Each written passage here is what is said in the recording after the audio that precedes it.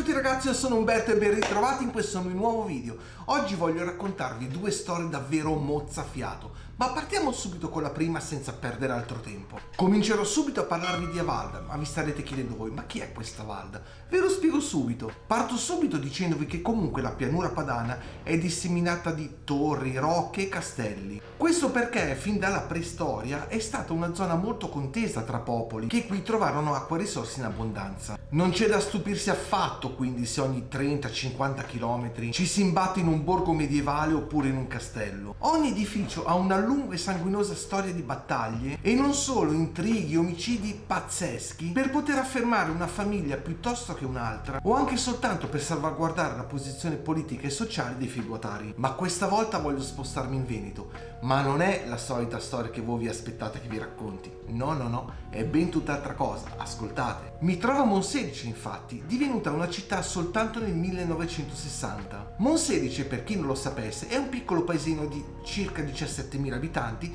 che si trova in provincia di Padova. Qui non ce n'è soltanto uno, ma un complesso intero di edifici medievali che formano il borgo più antico. E sapete a quanto risale questo borgo? All'11° secolo. Questo castello infatti viene composto da 4 nuclei più il castello principale, tutti edificati prima del XVI secolo. Tra i nomi più celebri che spiccano in questo complesso, quello che spicca più di tutti è quello di Ezzelino III da Romano, che nel XIII secolo fece erigere e potenziare una seconda mura a difesa della città che permise a questo borgo di resistere fino a ben oltre un secolo. Per quanto la storia di questo castello sia avvincente, piena di intrighi, scontri e chi più ne ha più ne metta, da questo momento entra in gioco proprio Avalda, il presunto spettro che infesterebbe non solo i corridoi ma anche tutte le sale degli edifici. Come spesso dico, ogni castello deve avere il suo spirito, il suo fantasma, chiamatelo un po' come volete insomma, ma in questo caso gli spiriti sarebbero almeno 3, ma quello di Avalda è quello più nominato e più conosciuto ed è proprio quello che attorno al quale è sorta una storia che ancora tutt'oggi si racconta in tutto il Veneto. Ma cominciamo con Ezzelino da Romano, che è morto nel 1259, pertanto la storia di Avalda è antecedente a questo fatto. In questo splendido borgo medievale arroccato sulle colline, Avalda, che alcuni la chiamano anche Ivalda, era appunto l'amante preferita di Ezzelino, un uomo conosciuto per essere davvero crudele e vendicativo con chi lo ostacolava. Si dice però che questo Ezzelino fu talmente invaghito da questa bella concubina che addirittura le donò il castello di Monselice. Pensate un po' ragazzi quanto era matto. Infatti Avalda in quel castello ebbe il primo incontro d'amore. E con chi secondo voi? Proprio con lui, con Ezzelino. Ma nel frattempo Avalda non era single perché era sposata di Azzo VII d'Este, che partecipò tra l'altro ad una festa nel maniero. Sembrerebbe che questa ragazza era talmente bella che lo stesso Azzo faticava moltissimo a tenere lontano i pretendenti, perfino sotto minaccia di morte. Ezzelino però in qualche modo seppe far breccia nel cuore di Avalda, anche perché le loro tendenze alle cattiverie e agli omicidi erano molto simili. Una volta diventata l'amante di Ezzelino, Avalda sfruttò quella protezione e le attenzioni del sanguinario condottiero per godere dello sfarzo che lui le concedeva e per concedersi più svaghi possibili. Purtroppo però tra i suoi svaghi c'era anche quello di concedersi a numerosi giovani prestanti della zona, che però riusciva abilmente a far sparire avvelenandoli e facendoli gettare nelle segrete o nei trabocchetti del castello. La sua figura, spesso accostata anche alla stregoneria, gli omicidi di Avalda finirono proprio per mano di Ezzelino, che aveva tra i propri difetti anche quello di essere molto geloso. Quando un suo servitore gli rivelò che la sua bella amante lo tradiva con giovani rampolli della zona, lui cosa fece? Assoldò un sicario che la uccise senza pietà nel salone principale. Secondo quello che si dice, lo spirito di una donna di bassa statura, dalla carnagione pallida e dalla veste insanguinata, si aggirerebbe tutt'oggi per le stanze del castello, incapace di trovare pace per i suoi molti peccati che fece nella sua vita terrena e per la sua orribile morte. Lo spirito di Avalda si mostrerebbe anche molto frequentemente, sebbene non si capisce bene il motivo, scompaia appena qualcuno nelle sue vicinanze fa un minimo rumore. Come ho detto prima, in questo castello non ci sarebbe solo lo spirito di Avalda,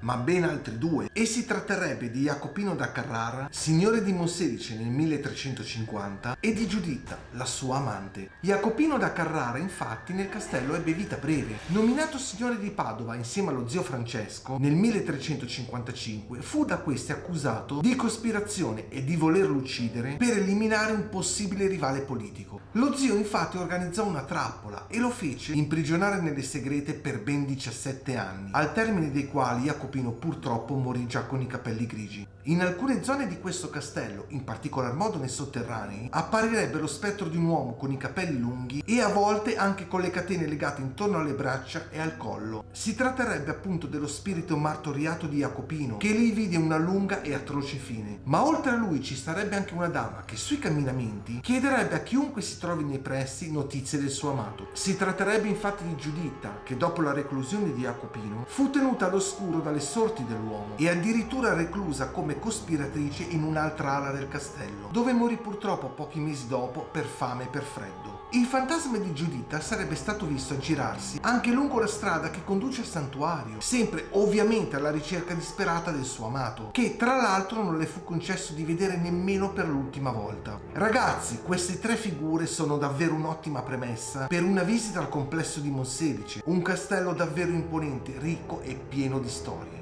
Ragazzi, se questo video vi sta piacendo, mi raccomando, iscrivetevi al canale, tempestatelo di like, commentate e condividetelo. Ma adesso andiamo avanti perché, come vi ho detto all'inizio, questo video non è finito qua. Ascoltate cosa vi sto per raccontare adesso. Preparatevi perché ci stiamo per trasferire a Illinois. Lo sapete che esiste il cimitero più infestato al mondo? Una delle storie più raccontate appunto nell'Illinois è quella della Hatchick Lady, tradotto in italiano significa la donna con l'accetta. Pensate che esistono molte versioni e a volte questo personaggio viene descritto proprio come reale, ovvero una donna con un'accetta in mano che uccide le persone. A volte invece è un'entità ultraterrena che vuol far del male alle persone oppure semplicemente per difendere qualcosa che è di sua proprietà. Pare che tutte queste storie si siano ispirate ad una donna che realmente è esistita e il suo spettro attualmente vaghi ancora sul nostro stesso piano esistenziale. E sapete per cosa? Per vegliare su suo figlio. A sud della città di Strathor, lungo la Route 23 che attraversa la Livingston County, c'è il Moon Point Cemetery, anche conosciuto come Moon Creek Cemetery. Il nome è dovuto a Jacob Moon, che nel 1800 fu uno dei primi europei a colonizzare la regione, che probabilmente scelse quel campo come cimitero di famiglia. Divenne il cimitero di tutta la comunità e dopo la guerra d'indipendenza spagnola ha accolto non solo gli abitanti della contea di Livingston, ma anche i molti soldati caduti nelle battaglie e molti malati di tubercolosi che venivano mandati nelle zone isolate a morire nelle strutture di cura. Sin dopo la guerra civile, il cimitero di Moon Creek iniziò ad essere al centro di strani racconti, di strane storie, secondo cui di notte al suo interno si aggiravano non solo anime inquiete,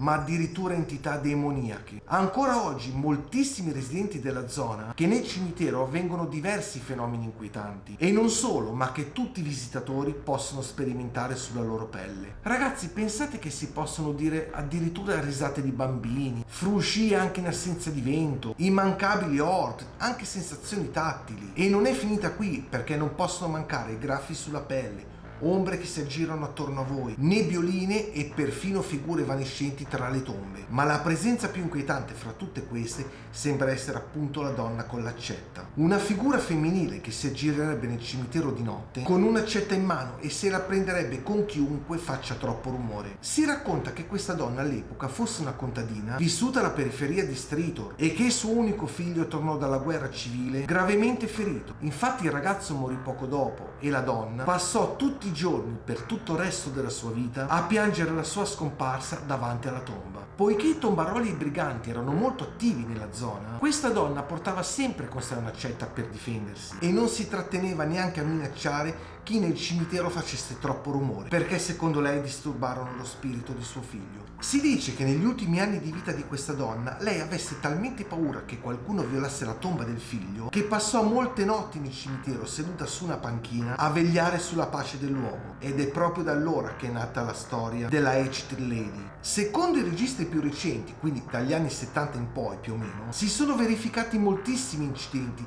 sia dentro che fuori questo cimitero e molte, anzi moltissime testimonianze sono state imputate appunto a questi spiriti. La donna con l'accetta sarebbe infatti soltanto una delle molte entità che dimorerebbero appunto in questo luogo che teoricamente dovrebbe essere di pace. Alcuni parlano anche di apparizioni di un ragazzo vestito bene nei pressi del cancello e non solo, altri parlano di luci rosse che fluttuano in diversi angoli del camposanto, altri ancora di strani globuli bianchi luminosi, ma questa volta molto grandi, che appaiono e scompaiono nei campi di grano che lo circondano. Ma tra le esperienze più inquietanti ci sarebbe anche quello del custode, che nel 2014, una mattina di settembre, diversi coperchi delle tombe, udite ragazzi, iniziarono a vibrare, e non solo, perché lui sentì anche dei colpi che provenivano praticamente da sotto il cemento, come se qualcuno ci picchiasse da sotto con i pugni, e non duravano soltanto qualche secondo, ma alcuni minuti.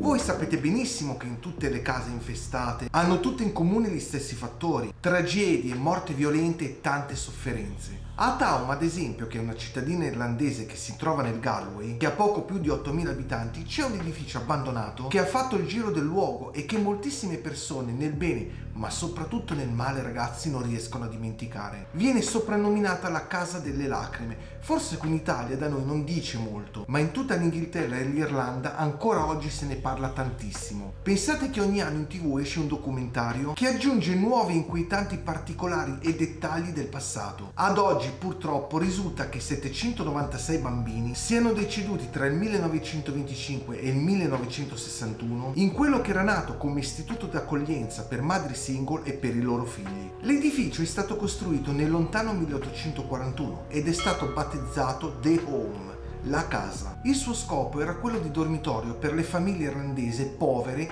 che non potevano permettersi una casa, più che altro non ce l'avevano una casa, quindi l'unico posto dove potevano soggiornare, tra virgolette soggiornare, comunque andare a stare e ripararsi dal maltempo, dalla pioggia e soffrire meno, era proprio quel posto. Oltre al dormitorio, questa struttura era dotata di un'infermeria e di una corsia d'emergenza e poteva ospitare massimo fino a 800 persone circa, e offriva disponibilità anche ad eventuali vittime di disastri naturali. Dal 1846 però questa struttura si ampliò perché vennero infatti costruiti dei capannoni per ospitare detenuti in eccesso nelle carceri e ammalati di malattie contagiose. Nel 1916, durante la rivolta contro il dominio britannico, le truppe inglesi presero possesso di tutte le costruzioni, sfrattando gli abitanti per rendere l'edificio la loro caserma. Vennero tutti buttati per strada senza un tetto sopra la testa, neanche appunto un rifugio in cui andare in caso di cattivo tempo. Nel 1923, dopo essere stato testimone delle ultime esecuzioni dell'IRA, che ovviamente si abbattevano nella guerra civile, la caserma fu abbandonata dai militari e data alle suore. Tra il 1925 e il 1961 la costruzione principale fu appunto trasformata in una casa per ragazze madri gestita dalle monache Bon Secours e prese il nome di Mary's Mother e Baby Home. Ma fu proprio da allora che iniziarono i veri orrori. Come riporta il Daily Mail nel secolo scorso, le donne non sposate incinta venivano destinate a questo genere di istituti per dar loro appunto la possibilità di crescere meglio e bene i propri figli, che poi molti dei quali venivano adottati da facoltose famiglie americane. Secondo quanto raccontato da alcune donne che ci hanno vissuto, i bambini in quella casa istituto morivano come mosche. Pensate ragazzi che molti di loro non riuscivano a superare il primo anno di vita a causa di una forte epidemia di pertosse. La casa a quel punto creò una sorta di cimitero nei pressi della struttura, che oggi è praticamente murato per tenerlo lontano dai curiosi. Di tutto quello che accade all'interno di quella struttura ne parlò una donna in modo ufficiale chiamata Giulia Davanei, che nel 1980 fu intervistata e registrò su nastro tutte le crudeltà che le giovani ospiti e i propri figli dovevano subire. Ma il mistero sul perché tale registrazione è rimasta segreta praticamente fino al 2014 deve essere ancora scoperto, perché questa registrazione, ragazzi, dovete sapere che fino al 2014 nessuno mai ne ha parlato, è rimasta proprio un segreto di stato. Ma questa donna, deceduta nel 1995, parlò così alle suore. Loro non condannavano le ragazze perché peccatrici, non avevano però molti contatti con i loro figli e non volevano nemmeno sapere i loro nomi. La Devaney sottolineò inoltre quanto fossero fragili questi bambini e quante cure avessero bisogno, ecco, che tra l'altro non ricevevano nemmeno, perché le suore le consideravano, pensate un po', figli del peccato. Accuditi solo dalle loro madri e solo per il primo anno di vita, il loro destino poteva prendere due strade: venire adottati da famiglie o morire misteriosamente. Per quelli invece più sani e forti c'era invece qualche speranza di vivere, pensate, fino al massimo 7-8 anni. La signora Devaney entrò in questo istituto di Tuam a soli 9 anni e lì vi rimase fino alla chiusura dell'istituto, ovvero quando lei aveva 36 anni. E sapete cosa faceva all'interno di questa struttura? la domestica per le suore. Ma durante la sua permanenza scrisse un diario, in particolar modo queste 2 righe. Quel posto era freddo, triste e senza amore. Non era una casa, ma un buco vecchio e solitario. I bambini usavano un linguaggio strano, nessuno insegnava loro a usare le parole e a nessuno importava della loro crescita. Urlavano e correvano senza meta e avevano comportamenti naturali. In genere i maschi venivano mandati via a 5 anni, mentre le femmine a 7 anni. Erano tutti sottopeso e non sapevano giocare perché non avevano né giocattoli né libri per allenare la loro mente. Scommetto che molti di loro sono rinchiusi in centri psichiatrici. Tutto questo, appunto, che è quello di cui vi ho parlato poco fa, era rimasto segreto fino al 2014. Le voci che giravano sembravano più che altro leggende metropolitane e molta gente purtroppo tendeva a sminuirle, credendo che erano storie solo di pura fantasia. A riportare a galla tutto è stata Catherine Corless, una storica di Tuam che indagava su bambini scomparsi. Le sue ricerche pensate che sono state pubblicate addirittura sul quotidiano Daily Mail, nella sua versione irlandese ovviamente. E da allora questi fattacci della Casa delle Lacrime sono giunti a noi. Corless scoprì l'entità dei bambini nella fossa comune solo quando chiese i certificati di morte nella struttura. Pensate che nei registri di Galway erano registrate 796 vittime. Scioccata, la Corless, questa signora appunto, che ha passato diverse settimane nelle biblioteche, delle chiese, degli uffici comunali, ha controllato 100 di questi nomi con le sepolture presenti nel cimitero e ha trovato solo un bambino sepolto in una tomba di famiglia. La stragrande maggioranza dei resti dei bambini erano sepolti in una fossa settica nascosta sul retro dell'istituto. Secondo le indagini della Corless, il tasso di morte dei bambini della Casa delle Lacrime era di 4-5 volte superiore alla media. Nel 1944 un'ispezione ASL rivelò che in quel momento l'edificio era occupato da 333 persone, 271 bambini e 61 ragazze madri. Purtroppo in quel periodo la capacità della struttura era solo di 90 persone.